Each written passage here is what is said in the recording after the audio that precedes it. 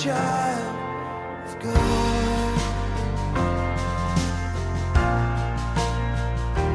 I'm no longer a slave to fear.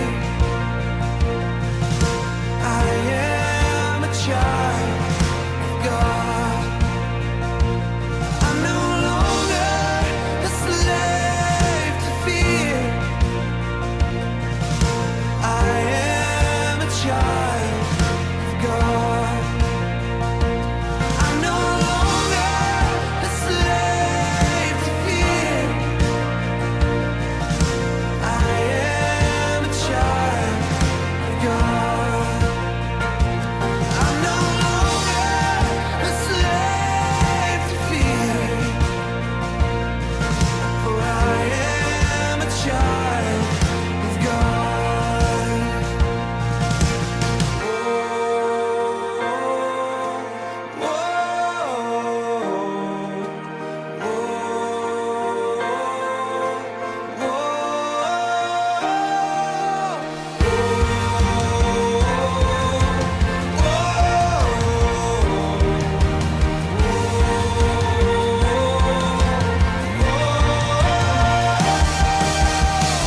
You split the sea so I could walk right through it. My fears are drowned in perfect love. You rescued me so I could stand and say, I am a child of God. You split the sea so I could walk right through it. You drowned my fears in perfect love. You rescued me so I could stand and say, I am a child of God. I am a child of God. Yes, I am a child of God. Full of faith, yes, I am a child of God.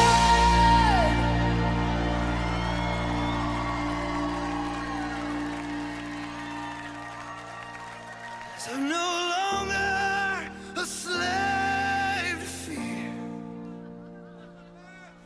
I am a child of God. I'm no longer a slave to fear. I am a child of God. Time for... The story before the story. Today we're in Joshua, the 6th book in the Bible. In the beginning, God created the whole world and everything in it, including people.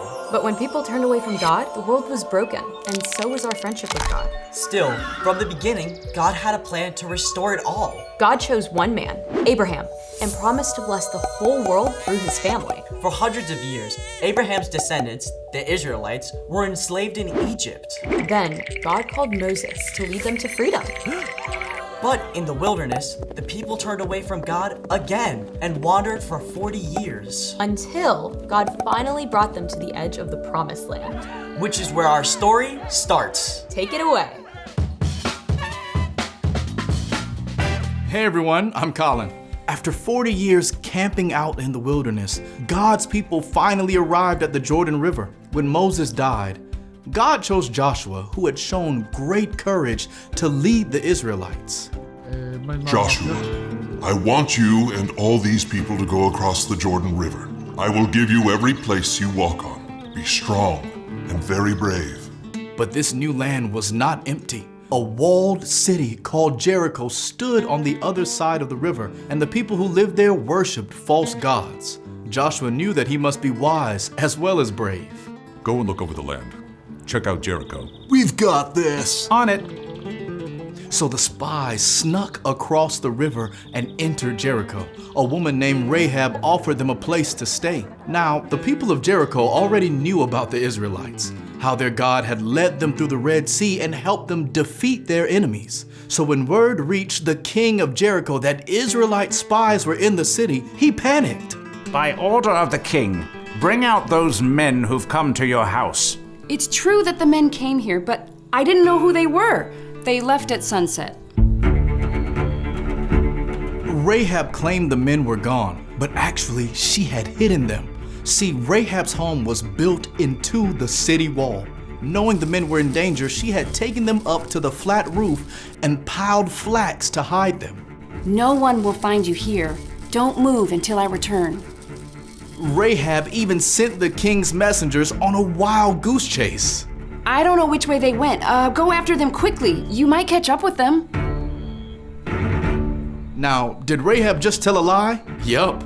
But she did it to save the lives of the spies who would have been killed otherwise. The king's men believed Rahab. They quickly left the city to hunt for the spies. Rahab went up to the roof to talk with the two men she had hidden. Are they gone? They think they're chasing you back to the Jordan. Thank you. Look, I know the Lord has given you this land. We've heard the stories of what your God has done, and we're all afraid of you. The Lord your God rules heaven and earth. You're not an Israelite, but you speak truth. Just promise that you'll be kind to me and my family. Don't let us be killed. You're saving our lives, so we'll save yours when the Lord gives us this land. The city gates were shut for the night, so there was no way for the spies to get out of town, except through the wall itself. I'll lower you out the window, then go hide in the hills for 3 days until the king's men return. After that, you can go home. Just one more thing. When all the Israelites together enter this land, you must tie a bright red rope in the window. Then bring your whole family into the house and stay here. If you don't tell anyone what we're doing, we promise you'll be safe. I'll do exactly what you say. Rahab lowered the men on a rope and they escaped into the hills. At the end of 3 days, the king's men returned to Jericho and the spies made their way back across the Jordan. The Lord has given the whole land over to us. All the people are weak with fear because of us. You may have heard how the rest of the story goes. The Israelites crossed the Jordan River and God gave Joshua instructions for the army to march around the city for 7 days in a row. On the 7th day, they marched around the city 7 times and then shouted out together, and the walls of Jericho crumbled down. The Israelites were able to walk right in and capture the city, but the spies went immediately to Rahab's home and rescued Rahab and her family, just as they had promised. Because of Rahab's courage, she and her whole family were saved. The end. Thank you for joining me today as we learn more about God's love for us and the joy we can have because of Him. Be sure to have your family head to our website at crosspointweb.org/family for information on how to sign up for the Parent Q app. The app gives you many different ideas to connect with the story, along with ways to connect as a family. And don't forget to have your family subscribe to Crosspoint's YouTube channel. Be sure to hit that subscribe button too. I look forward to seeing you again soon. Bye-bye.